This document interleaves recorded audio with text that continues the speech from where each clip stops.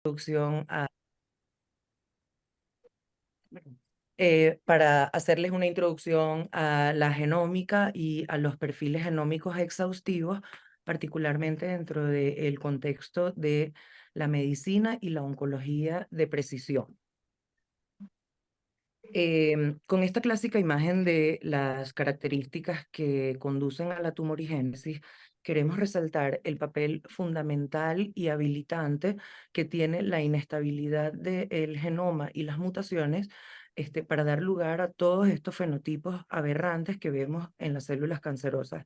De hecho, es tan importante que existen muchísimos consorcios y esfuerzos internacionales para recopilar todos estos datos genómicos de los tumores en diferentes tipos tumorales y en diferentes estadios de la progresión maligna para saber cuáles son las mutaciones somáticas que más comúnmente conducen a la tumorigénesis. Y además existen también bases de datos que más bien están relacionadas a la accionabilidad clínica de estas mutaciones, el cómo podemos nosotros actuar cuando encontramos este tipo de mutaciones de manera clínica. Aunque no es objetivo de esta charla hoy, también es importante tener en consideración la reprogramación epigenética, es decir, que no incluye alteraciones en la secuencia del ADN, pero que más bien tiene que ver con la conformación espacial dentro del núcleo que toma el ADN en la forma de la cromatina. Entonces, bien, para poder hablar de la expresión de un gen, es importante siempre revisitar el dogma central de la biología, que sigue siendo el paradigma fundamental de la biología molecular y de donde vemos que un genotipo va a dar lugar a un fenotipo y por lo general a través de un ARN mensajero intermediario y que esto se logra a través de un proceso de transcripción donde una ARN polimerasa va a dar lugar a un ARN cada vez más maduro y que finalmente este ARN será llevado al citosol para ser traducido en forma de proteína en los ribosomas. Es importante que tengamos claro que a pesar de que una secuencia de ADN va a dar lugar a un producto, el producto no siempre va a ser una proteína, sino que a veces el producto final de la transcripción es el producto de ese gen y puede ser un ARN de transferencia o puede ser un ARN ribosomal sumamente complejo o pueden ser incluso el sistema de ARNs no codificantes que tienen una función regulatoria importantísima sobre la expresión de las proteínas y que no podemos dejar de lado y no considerar un producto de la secuencia del ADN. Y por esta razón, entonces, hablamos del genoma y estudios genómicos a todo lo que se refiere a la secuencia. Pero luego, todo lo que ya es producto de la transcripción, entonces se va a considerar el transcriptoma. Y en el transcriptoma tenemos incluidos todo esto que es producto de la ARN polimerasa. También tenemos estudios proteómicos y metabolómicos, pero lo que quiero que se lleven hoy también es como una advertencia de que aun cuando el dogma central de la biología sigue estando vigente, tenemos que tener claro que no es un sistema cerrado, sino que es un sistema que responde al ambiente y que el ambiente junto al genotipo es lo que va a dar lugar a ese fenotipo y que esta comunicación entre el ambiente y el ADN es lo que conocemos como el epigenoma y que realmente tiene como elemento estructural a la cromatina y que la cromatina se va a abrir más o menos en respuesta a señales del ambiente. Y esto es entonces una visión un poco más integral del dogma central de la biología. Ahora bien, dijimos que íbamos a hablar de los perfiles genómicos exhaustivos del tumor, que en inglés es lo que llamamos el Comprehensive Genomic Profiling, por si lo ven en algunos papeles, papers de científicos, y que básicamente lo que vamos a hacer es analizar el genoma del tumor y donde vamos a buscar 500 o más genes que nos den información sobre la tumorigénesis y que solo estén presentes en las células cancerosas. Y todo esto lo vamos a hacer a través de la tecnología de la secuenciación de última generación o Next Generation Sequencing. ¿Y para qué vamos a hacer estos perfiles genómicos exhaustivos del tumor? Básicamente para personalizar los tratamientos, que es el futuro del tratamiento oncológico, que es terapias dirigidas a mutaciones accionables o predecir las respuestas a inmunoterapias o incluso predecir resistencia a tratamientos con mutaciones que están asociadas a la resistencia, pero también nos permite involucrarnos en la investigación y desarrollo de nuevas terapias oncológicas, además de recolectar datos genómicos de nuestros pacientes. Ahora bien, luego de que se descubrió el ADN 20 años más tarde, más o menos, el genial Frederick Sanger inventa una manera para conocer la secuencia exacta del ADN y que luego en los años 80 se automatizó gracias a Applied Biosystems y que esto fue lo que nos permitió entonces llegar a conocer la secuencia completa del genoma humano e incluso conocer la longitud del genoma humano. Por ejemplo, aquí están representados 10 nucleótidos, a esto le llamamos 10 pares de base, ¿okay? Para hablar un poco de la nomenclatura, una kilobase sería igual a 1000 pares de bases y así. Y esto fue lo que nos permitió desarrollar entonces la secuenciación mucho más poderosa que tenemos hoy en día, que es el Next Generation Sequencing, que nos permite secuenciar masivamente muchísima mayor cantidad de ADN. Y entonces, luego de que completamos el proyecto Genoma Humano, pues nos quedaron algunas conclusiones importantes. Una de ellas fue, logramos descubrir cómo estaba conformado un gen, pero además nos dimos cuenta que de todo el genoma, solo alrededor del 2% realmente codificaba para proteínas y que ese 2% de todo el genoma está representado en alrededor de 25.000 genes. Vamos a ver un poquito la estructura de un gen, aunque no vamos a entrar en demasiado detalle, pero es importante entender un poco la estructura para saber qué estrategia de secuenciación vamos a utilizar. Entonces, un gen es una secuencia de ADN que finalmente va a codificar un producto, pero realmente ese producto solo va a venir codificado por lo que se encuentra dentro del marco de lectura o el Open Reading Frame. Y dentro de este marco de lectura, realmente lo único que se va a ver reflejado en el producto final van a ser los exones, mientras que los intrones van a ser escindidos y sacados del código original. Además, tenemos secuencias que no están dentro del marco de lectura, pero son secuencias como esta caja TATA, se llaman, que son secuencias que también regulan de alguna manera la expresión del gen porque reclutan a la maquinaria transcripcional y si no hay reclutamiento de la maquinaria transcripcional, pues no se va a expresar ese gen. Otra cosa importante que entendimos con el proyecto Genoma Humano es que un gen realmente no es igual a una sola proteína, ya que tenemos 25.000 genes y tenemos alrededor de más de 100.000 proteínas. Entonces, esto quería decir que de una sola cadena de ADN podíamos crear diferentes combinaciones y con un solo gen podíamos dar lugar entonces a diferentes fenotipos. Esto es importantísimo tenerlo claro porque las mutaciones en los exones son más evidentes porque vamos a ver cambios en la estructura proteica, pero las mutaciones dentro de los intrones pueden causar efectos deleterios dentro de los splicing alternativos, que es como llamamos este proceso, dentro de los cuales podemos crear diferentes proteínas a partir de un solo gen. Para que lo vean más o menos como lo vemos los biólogos moleculares, tenemos genome browsers, que son básicamente programas de bioinformáticos que curan toda la información genómica. Y, por ejemplo, si aquí yo busco el gen MLH1, por ejemplo, y quiero saber su secuencia exacta, puedo ver que esto que está en rojo corresponde a la secuencia del exón, mientras que aquí entonces empezaría un intrón y aquí comenzaría un nuevo exón y así para que más o menos se puedan hacer una idea.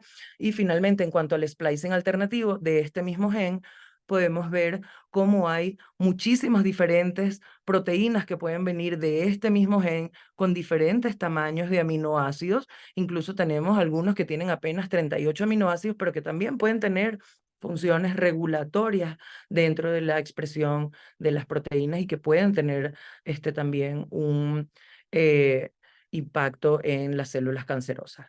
Ahora bien, conociendo un poquito la estructura de un gen, podemos entonces más o menos pensar en las estrategias que queremos utilizar para analizar el genoma. Obviamente, el non plus ultra sería la secuenciación del genoma completo. Aquí podríamos ver absolutamente todo, desde pequeñas mutaciones hasta cambios estructurales complejos. Es lo que llamamos el whole genome sequencing, pero que en la realidad es muy costoso, que requiere de pipelines bioinformáticos sumamente complejos y no es aplicable a la clínica porque se requiere demasiado tiempo, dinero, etcétera. Luego tenemos la estrategia donde secuenciamos nada más el exoma, es decir, vamos a secuenciar nada más los exones, las regiones codificantes de todo ese genoma, es decir, ese 2% que sabemos que codifica. Es una estrategia obviamente un poquito más sencilla que el whole genome sequencing, pero igualmente también se requieren de pipelines bioinformáticos súper complejos, y esto es lo que llamamos el whole exome sequencing. Es importante irnos acostumbrando a la nomenclatura en inglés porque, bueno, todas las actualizaciones siempre obviamente van a estar en inglés primero. Y luego, la estrategia que más utilizamos en la clínica es los paneles de genes, que pueden ser paneles pequeños, pero aquí también vamos a incluir a los perfiles genómicos exhaustivos y que podemos entonces, no sé si puedan ver esto que se llama aquí lecturas, podemos analizar muchísimo más profundamente genes cuando tenemos menor cantidad de cosas que secuenciar. Aunque aquí afuera, es importante también mencionar que el ARN, es decir, el transcriptoma, todo lo que se transcribe del genoma, puede ser secuenciado también. Hoy no vamos a hablar de eso porque el ARN también es un poquito más difícil de trabajar en el laboratorio. Es una sola cadena, mientras que el ADN es una doble cadena, y la cadena única lo hace un poco más lábil y más difícil de trabajar en el laboratorio. Ahora bien, cuando hablamos de perfiles genómicos exhaustivos, también es bueno compararlos a la estrategia de hacer una evaluación de gen a gen, que inicialmente, históricamente, es lo que veníamos haciendo y que es fácil porque lo podemos implementar localmente y aplicarlo en la rutina clínica. Inicialmente parece ser un poco más económico, pero la verdad es que sí, este tipo de test reflejo, donde si tenemos uno negativo y tenemos que pasar al próximo y al próximo y al próximo, finalmente podemos tener tejido insuficiente, agotar la biopsia y tener que repetirla, mientras que la estrategia de una vez con una sola muestra, ya podríamos identificar todo y cualquier cosa que pudiéramos encontrar en ese tumor que pudiera ser accionable. Obviamente, esto también, aun cuando son mucho menor que el whole genome y el whole exome, siguen siendo análisis de reportes complejos y que normalmente nada más tenemos laboratorios afuera en el extranjero grandes que hagan este tipo de exámenes. Pero lo bueno del perfil genómico exhaustivo es que nos va a permitir el acceso a mayor número de biomarcadores que son accionables, y aquí podemos ver un poco la evolución en tan solo 4 años. En el 2020 existían 17 biomarcadores aprobados por la FDA que eran relevantes al perfil genómico exhaustivo para dar alrededor de 38 terapias únicas, mientras que ya para el 2024 se estima que es casi el doble la cifra de los biomarcadores y casi el doble de las terapias únicas a estos biomarcadores, por lo cual cada vez cobra más importancia determinar este tipo de marcadores. Además, les quisiera mostrar un poco rápidamente cómo es un flujo de trabajo cuando queremos hacer secuenciación de última generación, donde inicialmente el biólogo molecular necesita de la ayuda del patólogo para que seleccione el bloque, para que determine eh, la lámina con mayor cantidad de células tumorales, y donde después con una lámina no teñida el biólogo molecular va a raspar exactamente donde el patólogo le dijo que había mayor concentración de células tumorales, para luego desparafinizar ese tejido y finalmente extraer el ADN de ese pedazo que el patólogo decidió era el mejor sitio, para entonces luego nosotros podamos por medios físicos fragmentar ese ADN y luego a través de una ronda, de varias rondas de PCR, ir adaptando secuencias a nuestra secuencia que queremos conocer para preparar estas librerías que se llaman librerías de ADN, que es como finalmente vamos a poder ponerlas en nuestro secuenciador de última generación, y que esto nos va a arrojar unos datos bioinformáticos que deben de seguir toda una secuencia de tratamiento bioinformático, que es lo que finalmente nos va a identificar las variantes con respecto a un genoma normal. Es importante que entendamos cuáles son las alteraciones genómicas en el cáncer y cuáles entonces van a ser accionables. Tenemos sustituciones de bases donde un nucleótido se sustituye por otro y puede verse reflejado en la proteína, pero también podemos ver porciones que se insertan o que se borran completas del ADN.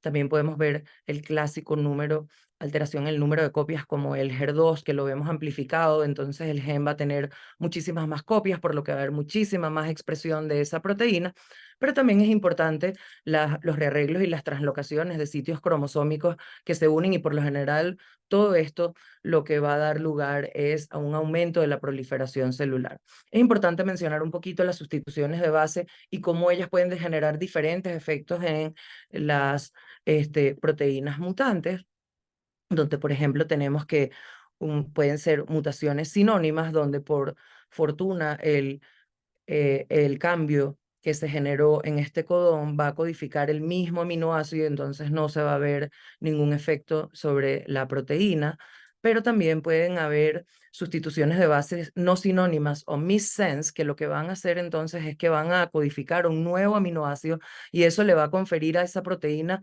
una característica diferente a la original. Por lo general, le va a generar una ventaja y va a hacer que esté, por ejemplo, siempre constitutivamente activa.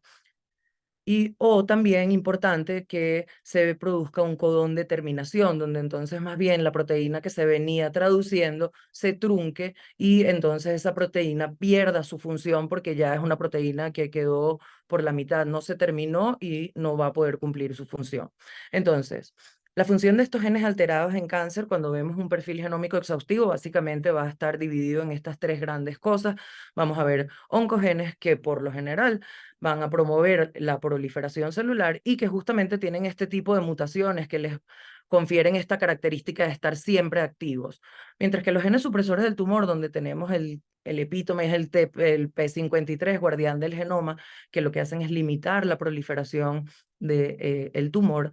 Y por lo general, estas mutaciones que sufren estos tipos de genes son mutaciones que truncan y que quitan la función de la proteína. Pero además podemos encontrar alteraciones en los genes reparadores del ADN y que también no solamente nos van a dar información de que pudiéramos estar ante un síndrome hereditario, pero también pueden tener accionabilidad clínica.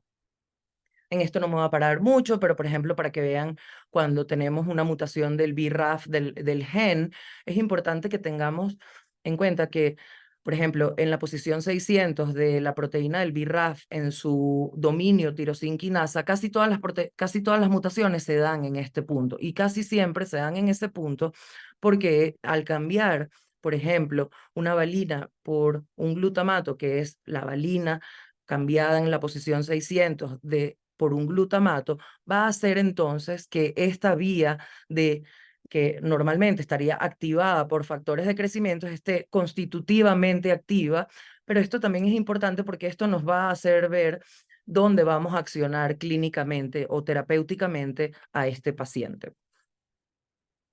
Además de las alteraciones genómicas de las que ya hemos hablado, que tienen que ver con la secuencia, también va a haber alteraciones que nos van a dar información sobre la biología del tumor y la respuesta a las inmunoterapias. Esto es clásico, la carga mutacional del tumor y la inestabilidad de los microsatélites, que nos va a decir qué tan antigénico es ese tumor y qué tan inestable y por ende qué tanto está atrayendo ese tumor a el sistema inmunitario. Y entonces esto lo vamos a conocer como marcadores agnósticos de la histología tumoral y esto quiere decir que no importa la histología donde hayamos encontrado estos marcadores, siempre vamos a poder dar la terapia independientemente del tejido que haya dado origen a ese tumor.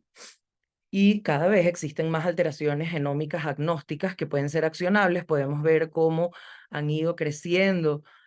No solamente tenemos la inestabilidad de los microsatélites y la carga mutacional, sino que existen también rearreglos, etcétera, que no importan dónde los encontremos, vamos a poder entonces dar una terapia. Y bajo esta misma premisa, entonces es lo que ahora llamamos los basket trials, que antes, ensayos en cesta, que antes poníamos a todos los pacientes con un tejido específico en un ensayo, ahora los que tengan la alteración, no importa del tejido que venga, van a estar todos dentro de una misma cesta. Y esto para que vean un ejemplo de un de una base de datos donde ustedes pueden poner un gen y esto le va a dar la accionabilidad que tiene ese gen, por ejemplo, si hay drogas aprobadas por la FDA o si es una línea estándar o si hay una evidencia de resistencia en alguno de esos genes. Y ya para terminar, este paper que resume la importancia del perfil genómico exhaustivo, donde vemos que va a ayudar a definir la terapia, pero también nos puede brindar ayuda diagnóstica en ciertos casos e incluso a veces nos puede, aunque lo estamos haciendo sobre el tumor, nos puede hacer pensar en riesgo de un síndrome hereditario, por ejemplo, cuando nos encontramos ante un BRCA o ante una inestabilidad de microsatélites, nos puede hacer pensar a lo mejor en un Lynch o en un síndrome hereditario de cáncer. Y bueno, espero que hayan entendido un poquito y muchísimas gracias por su atención. Muchas gracias, Andreina, por explicarnos de manera lo más sencilla posible esto que todavía nos luce y nosotros mismos, los patólogos, nos parece complejo, pero la verdad que, bueno, muy claro, por lo menos para iniciarnos en este tema. Ahora le vamos a dar la palabra a la doctora Liliana Castillo, que nos va a explicar para qué clínicamente nos sirve toda esta información. Adelante, Liliana.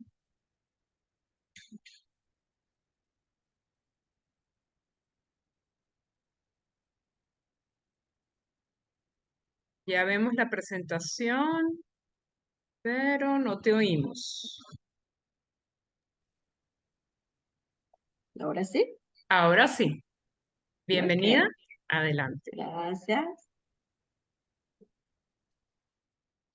Bien, bueno, con toda esta información realmente me corresponde introducirlos en lo que es ya la aplicabilidad en la práctica clínica, que es el día a día de los oncólogos médicos. ¿Ok? Entonces, este es más o menos el desarrollo que vamos a tener. Algunas cosas voy a tocar de las que ya mencionó Andreina, pero solamente para dar pie a la explicación que pueda necesitar, porque ya ella lo ha hecho de manera maravillosa. ¿Ok? Entonces, fíjense que todo nace a raíz de el conocimiento del genoma humano. Estamos acostumbrados a que el cáncer se produce en un tejido, tipo de tejido, y que para ese tipo de tejido existía una X cantidad de fármacos, ¿ok? En primera línea, en segunda línea, dependiendo del escenario donde nos encontráramos. Pero realmente era basado en tener un tumor, por ejemplo, de mama. El conocimiento de la secuenciación génica, y no solamente de la secuenciación génica, sino que esa secuenciación génica, esas alteraciones genómicas pudieran tener alguna traducción, no solamente desde el punto de vista pronóstico, sino terapéutica, es lo que ha cambiado y dado un vuelco a la oncología médica a través de la medicina de precisión. ¿Qué significa esto? Que en la actualidad lo que buscamos es tratar específicamente el tumor al que nos estamos enfrentando y no por un tipo de tejido que esté afectado. Entonces, por supuesto, esto ha sido un campo revolucionario y donde a medida que hemos avanzado en el conocimiento de este genoma humano y tratar de alcanzar esa medicina personalizada, pues hemos encontrado mejores respuestas, lo que se traduce en mayores sobrevidas, no solamente desde el punto de vista de sobrevidas libres de enfermedad, sino en sobrevidas globales, que era algo impensable para ciertos tipos de tumor, o por ejemplo riñón, melanoma, donde el pronóstico era totalmente sombrío. Entonces, fíjense cómo a través del TCGA es un gran consorcio que recolectó múltiples países, más de 10.000 tumores con más de 33 tipos de cáncer, donde cada país tenía la meta de lograr secuenciar o conocer cuál era el genoma de cada tipo de tumor. Y contra eso nosotros comparar o tratar de ubicar cuáles eran esas mutaciones que podían tener una repercusión clínica para nuestros pacientes. Pero tenemos que tener claro varios conceptos que son fundamentales a la hora de nosotros enfrentarnos a toda esta información que, como vemos, es sumamente amplia. Una es la adicción de los oncogenes. Ya Andreina estuvo mencionándolo, diciendo que hace mucho tiempo ya se sabe que el cáncer es una enfermedad genética, pero que no solamente es la ocurrencia de una mutación en un protooncogen para formar un oncogen, sino que la adición o la suma de esas diferentes mutaciones son las que pueden producir que esa célula tumoral se vuelva no solamente con una capacidad de multiplicación que es inagotable, sino que también va a ser inmune a todos aquellos mecanismos que nosotros poseemos en nuestro organismo, porque día a día tenemos mutaciones, pero que no logran ir más allá, ya que al no poder ser reparadas, pues van a un fenómeno de apoptosis. La célula tumoral es capaz, por ciertas propiedades, que son las de Hanahan y Weinberg, de evadir cada una de esos sistemas. Entonces se va a crear un desbalance entre los que son los oncogenes, que son la función productora o de la proliferación celular, contra la disminución en la función de los genes supresores de tumores, que normalmente son los encargados de protegernos, ¿ok? Lo que sucede es que en las células tumorales, esos genes supresores de tumores están dañados, entonces ya no nos están protegiendo, sino todo lo contrario, ¿ok? Aquí vemos, esto no me voy a ahondar en esto porque ya fue mencionada, son cada una de las diferentes tipos de alteraciones que pueden existir, tanto en el DNA como en el RNA, y los diferentes ejemplos que podemos tener de cada uno de ellos, bien sea por mutaciones puntuales, delecciones, pérdidas en la secuencia, amplificación génica o los arreglos más conocidos actualmente. Otro concepto que también es demasiado importante es conocer que existe una heterogeneidad, no solo sino intertumoral. Es decir, no todos los tumores de mama van a ser iguales, ¿ok?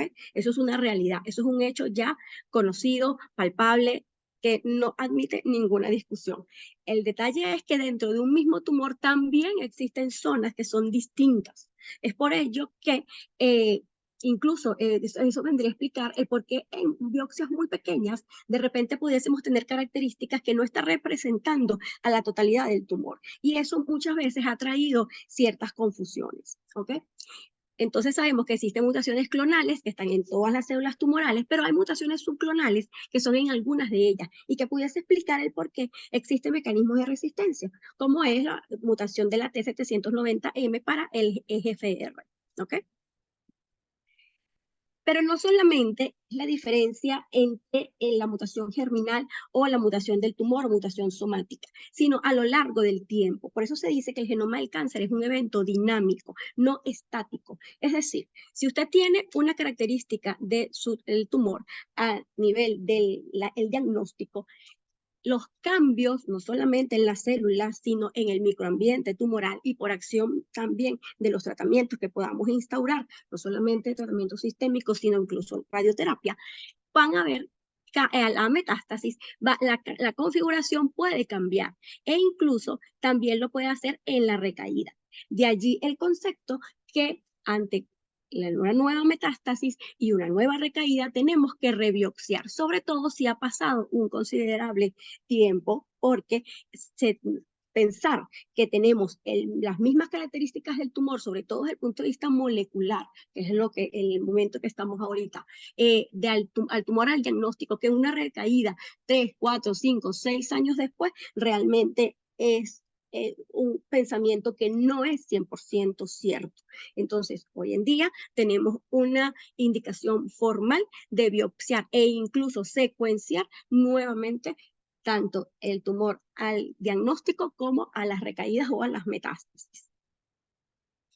Otro concepto, por supuesto, es el de biomarcador. Biomarcador es una molécula con características propias, biológicas, por supuesto, que tiene características específicas de la enfermedad que obviamente no las vas a tener en las células normales, pero que se tiene que detectar para que pueda ser marcador. ¿Okay? Los biomarcadores no solamente son pronósticos, porque el marcador pronóstico te va a decir si deberíamos de tratar ese paciente. Se le va a decir con qué desde el punto de vista predictivo, pero también te va a decir a qué dosis desde el punto de vista farmacodinámico. Entonces, por lo tanto, está describiendo la enfermedad. Te va a dar una validación analítica y la a cualificar desde el punto de vista clínico. El conocimiento de los biomarcadores realmente ha sido la piedra angular en la medicina de precisión. Y así vemos acá en el diagrama como de un subgrupo de pacientes que pueden tener un cáncer de pulmón en este caso, los diferentes biomarcadores como el GFR, el ALK, RAS, ROS, MET, pueden tener terapias dirigidas y que por lo tanto incidir o aplicar esa terapia específica, vamos a tener unas mejores respuestas como realmente es las que estamos obteniendo hoy en día. El otro concepto es cuál es la elegibilidad y cuál es el beneficio de las terapias target. Porque pudiésemos pensar que usted va a realizar una secuenciación génica y inmediatamente va a tener un resultado o una respuesta. Fíjense la gran cantidad de biomarcadores que existen. Esto va a seguir creciendo. Las posibilidades son muchísimas. Hay biomarcadores que se conocían para un solo tipo de tumor y se sabe que se comparten entre diferentes tipos de tumores. Entonces, el poder y la amplitud del conocimiento es a pasos agigantados y exponenciales. Pero fíjense ustedes que de todos los tumores, solamente un poco porcentaje, menos del 10%, tienen unos biomarcadores o unos targets accionables. Es decir, blancos terapéuticos específicos, donde vamos a tener medicamentos específicos para ese tumor. Que claro, cuando ampliamos esto, este menos del 10%, pues vemos que son muchos, ¿okay? Pero realmente son poco frecuentes. Me van a disculpar un momentito. Pero cuando logramos colocar tratamiento, y aquí es la importancia, fíjense la respuesta tan amplia que tenemos en contra de pacientes que no tienen mutaciones accionables. Es decir, si la pregunta es si vale la pena hacer una secuenciación para lograr encontrar una mutación un target accionable, sí, por supuesto que sí.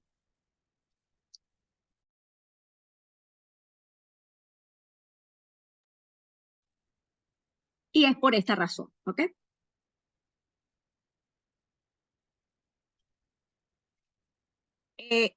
Que es una de las grupos de expertos a nivel europeo de oncología médica ha categorizado estos targets moleculares a través de esta escala de SCAT, dependiendo de la accionabilidad que tengan, la aplicación clínica que posean y, por supuesto, la evidencia científica que se haya logrado recabar. Entonces tenemos esta pirámide, ¿verdad? Donde tenemos en la base aquellos que tienen muy poca evidencia y van subiendo, pero fíjense cómo la base es amplia y van subiendo hasta que tenemos realmente estos targets que son listos para utilizar. Son la punta, ¿verdad? Donde son de menor frecuencia, como ya lo hemos dicho. Y más recientemente hicieron la escala a través de lo que son los TIRS, de 1 al 4, para que es lo que nos van a reportar a través de los paneles génicos, y que el 1 es el que ya está listo para su uso rutinario, y la evidencia científica va disminuyendo a partir de que aumentamos a 2, 3, hasta el 4. ¿Okay? Esto es a la hora de que nosotros, una vez obtenidos los resultados de la secuenciación génica, tenemos que primero reconocer si existe una mutación accionable o un target accionable. Después ver si son realmente, tienen evidencia, algún tipo de evidencia científica. Y lo más importante es que tenemos que interpretar todo este resultado y tenemos que adecuarlo a nuestro paciente, dependiendo de el escenario en el cual nos encontremos, bien sea en la primera recaída, múltiples recaídas, si en las condiciones de nuestro paciente. O sea, es decir, realmente no es el examen no te va a dar una respuesta automática, sino que lo debemos interpretar y ajustar. Y por ello es que viene este otro concepto, que es la visión integral del cáncer. Estas son las características de la célula tumoral que ya hemos mencionado. Estas son las primeras características de Hanahan y Weinberg. Todas las posibilidades de que el tumor para su autoperpetuación y su mantenimiento y hacerse inmune a cada uno de los factores y los elementos que el cuerpo humano realmente posee para eliminar la célula que está dañada o que puede ser una célula tumoral y que no puede ir a reparación. Pero lo más importante es que posteriormente estos mismos autores han encontrado que para cada una de estas condiciones o propiedades de la célula existen terapias hoy en día que ya las tenemos a nuestra disposición. Esto anteriormente era una película de ciencia ficción. Bueno, mire, va a haber un inhibidor PAR, ¿no? El inhibidor PAR ya existe, ya lo tenemos, lo podemos adquirir, lo hemos utilizado, ya existen de primera generación, de segunda generación, es decir, esto es una realidad, porque ya el conocimiento ha venido creciendo de manera acelerada. Entonces, esto que hace poco tiempo, lo cual puede parecer muy lejano, pues ya es una realidad y que por supuesto va a seguir cambiando. Pero, ¿cuáles son las aplicaciones que tenemos? Pues bien sea a nivel de tejido o ya más recientemente a nivel de plasma a través de la biopsia líquida, nosotros podemos obtener diferentes técnicas. Las técnicas no son excluyentes, es decir, no es que ya no vamos a hacer más nunca inmunistoquímica, ahora vamos a hacer solamente secuenciación, ¿no? Eso, las técnicas se siguen complementando, porque hay algunas targets que lo podemos hacer por inmunistoquímica y además que es más asequible, por supuesto, y algunas que debemos solamente hacerla por secuenciación, bien sea por diferentes técnicas, bien sea a través del ADN, el ARN, ya eso fue mencionado.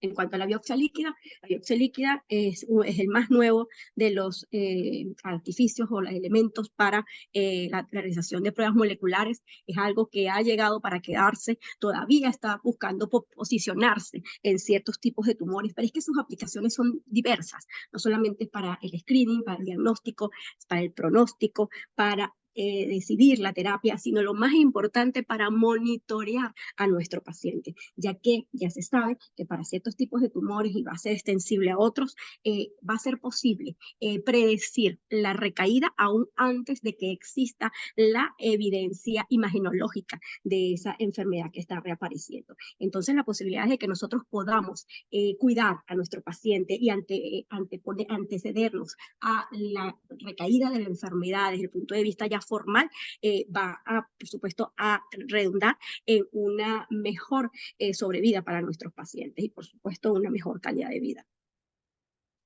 Acá les traigo como ejemplo unas fichas personalizadas para cada tipo de tumor, qué tipo de blanco molecular vamos a utilizar. Es una cátedra de medicina de precisión de un laboratorio bastante conocido.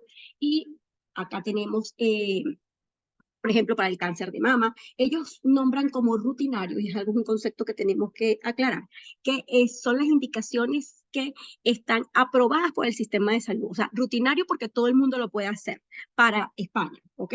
No para Venezuela, obviamente, no para otros tipos de países. Esto es muy propio de cada quien, pero es más o menos para que sepamos qué es lo que nosotros pudiésemos intentar realizar. Nosotros realmente ya hacemos de rutina mediante inmunistoquímica, estrógeno, progesterona, HER2, KI67, P53, etcétera, ¿ok? Pero deberíamos insistir en lo que son las plataformas genómicas y cada día más, pues tenemos que hacer BRCA 1 y 2, no solamente desde el punto de vista terapéutico, sino también pronóstico y para consejo genético, no solamente los triple negativos, sino ya tiene un lugar en los luminales, los PDL1 para la indicación de inmunoterapia, y el PI3K sobre todo en los luminales, sobre todo en las recidivas. ¿Okay? Y así para cáncer de colon, para cáncer gástrico, para melanoma, para cáncer de ovario, para cáncer de próstata, páncreas, ¿okay? Pulmón. ¿Okay? Lo importante para nosotros los oncólogos médicos de todo este conocimiento es que hoy en día a los pacientes ya podemos instaurar lo que se llama una terapia secuencial, que no es más que ya desde el inicio del tratamiento y conociendo esa secuenciación genómica, establecer cuál pudiese ser el tratamiento a elegir en una primera línea, en una segunda línea y en una tercera línea y más allá. Y más recientemente nos ha permitido establecer lo que son comenzar a establecer lo que son las terapias de mantenimiento.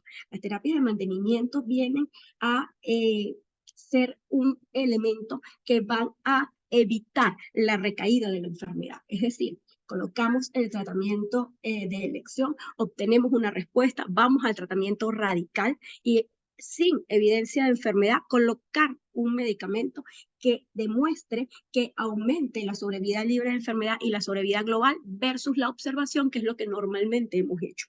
¿Ok?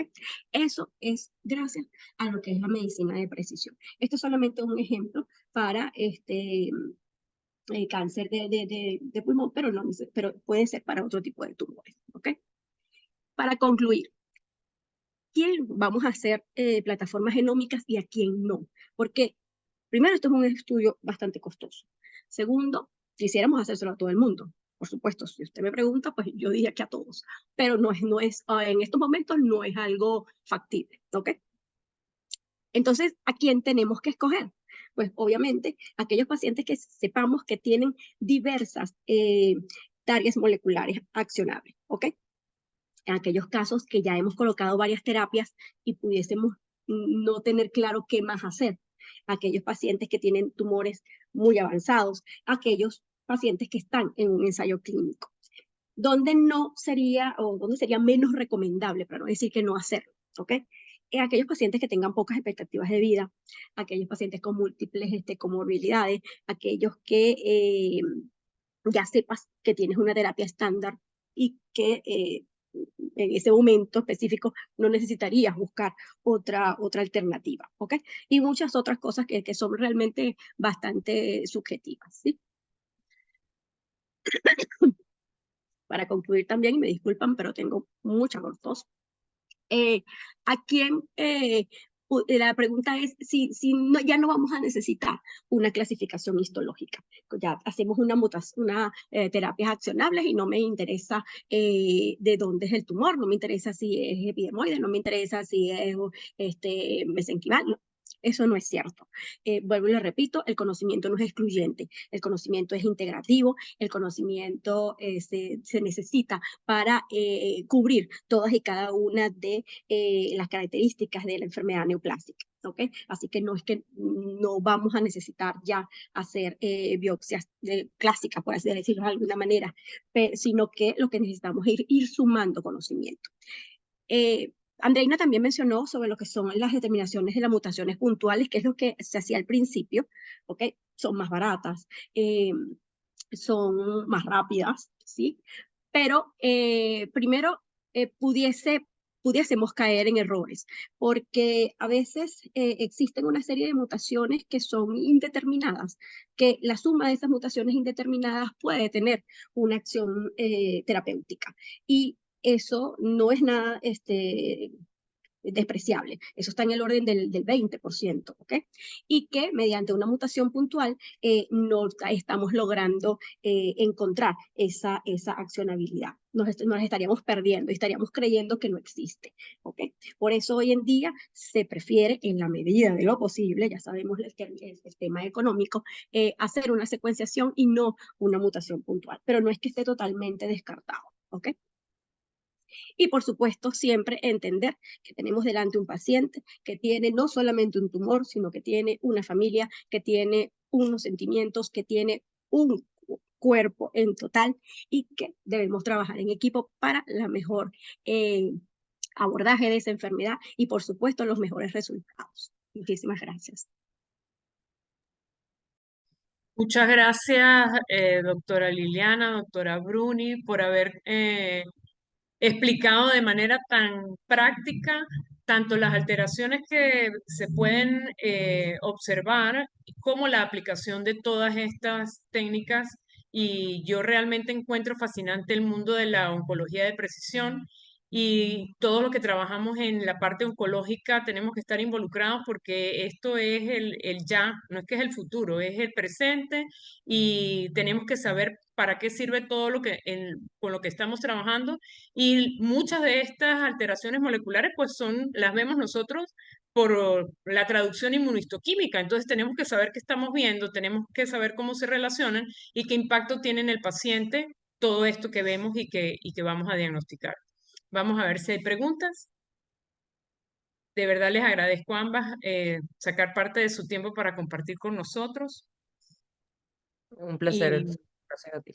Y aunque siempre suenan todas estas explicaciones un poco complejas, pues en la medida que las oímos y nos obligamos a oírlas y a leerlas, yo siempre digo que generalmente cuando nosotros estábamos leyendo, bueno, sobre un tumor que queremos saber, por lo menos los patólogos leemos todo y cuando llegamos a la parte genética decimos, ay, wow, me salto esto porque no lo entiendo. Y en la medida que ha pasado el tiempo, pues uno dice, no, wow, ahora entiendo un poquito más y tengo que involucrarme un poco más y ahora lo leo y lo trato de entender. Entonces, bueno, este, todo esto nos sirve para irnos acostumbrando a todas estas, eh, a todos estos cambios que tenemos que estar presentes acá. Vamos a ver qué dicen por aquí. Muchas gracias, ambas presentaciones muy útiles. Exacto, la anatomía patológica sigue siendo la piedra angular. La doctora Daboín dice qué tema tan complejo, pero muy prácticas sus exposiciones. Muchas gracias por compartirlo. Bueno, quedan grabadas las charlas para verlas una y otra vez, para familiarizarnos con este tema y sentirlo cada día más cercano y no lejano. Bueno, muchísimas gracias por la invitación. Yo estaba más preocupada que no me diera la tos que por otra cosa. De que tengo mucha gripe. Entonces, pero estoy muy encantada de estar con ustedes hoy. Me gusta muchísimo este tema, me apasiona todo esto. Este es mi día a día. Eh, Cualquier cosa que ustedes necesiten, estoy a la orden.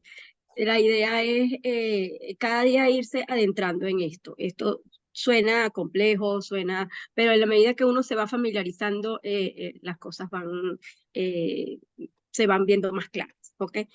La idea es de que estas técnicas puedan ser del dominio masivo, ¿ok? Que se logren simplificar, que puedan ser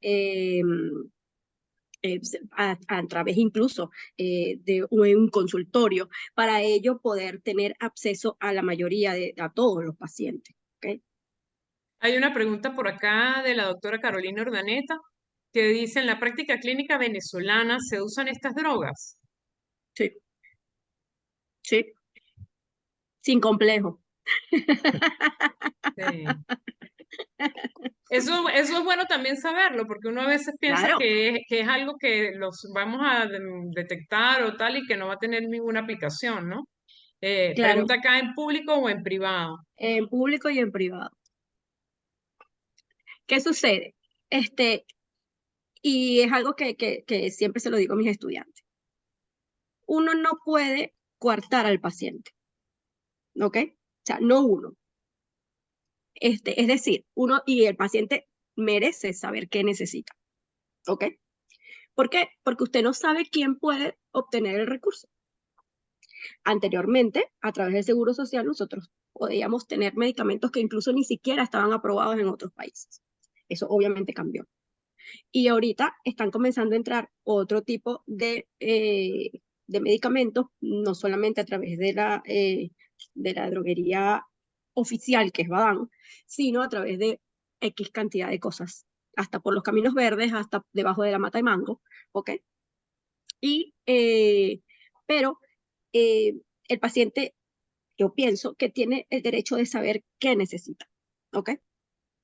En la medida que él sepa qué necesite, pues entonces va a crearse, valga la redundancia, la necesidad. Era como cuando comenzamos a hacer la inmunohistoquímica. La inmunohistoquímica era imposible. Nadie la podía hacer. Nadie tenía dinero. ¿Y ahora? Es Ahora, verdad. por supuesto, es decisión de la gente que no la quiera, no la pueda hacer. ¿Ok? Pero si nosotros hubiésemos pensado lo mismo de la inmunohistoquímica, pues trataríamos a todas las pacientes de cáncer de mama pues con quimioterapia y más nada. ¿Me explico? Entonces, el conocimiento no se coarta, el conocimiento es libre y tiene que fluir, ¿ok? Ya lo demás, bueno, es lo demás, que no está en manos de nosotros, ¿ok? Sí, eso recuerdo que lo conversábamos en la mesa redonda, que aunque no lo tuviéramos disponible y de manera inmediata, uno estaba obligado a saber que existe y a decir que se puede conseguir de tal manera o de tal otra, ¿no?